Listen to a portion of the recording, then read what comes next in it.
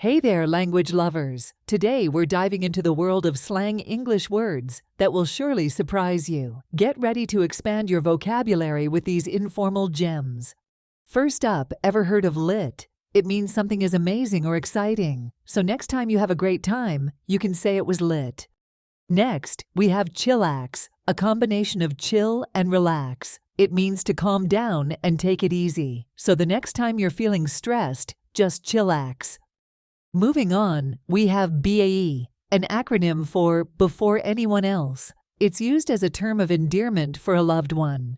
So if you have a special someone, they might just be your BAE.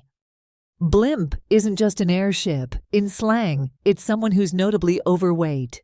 Then there's go bananas, which means to lose control or go wild. Surprised yet? Or how about cheugy? Cheugy is a slang adjective mocking someone or something as uncool. They are out of touch with current trends or trying too hard to be trendy. Then we have snacc. Snacc isn't a typo. It's a playful way to call someone very attractive. And last but not least, we have Yolo, which stands for You Only Live Once. It's a reminder to live life to the fullest and take risks. So go ahead, embrace the Yolo mindset.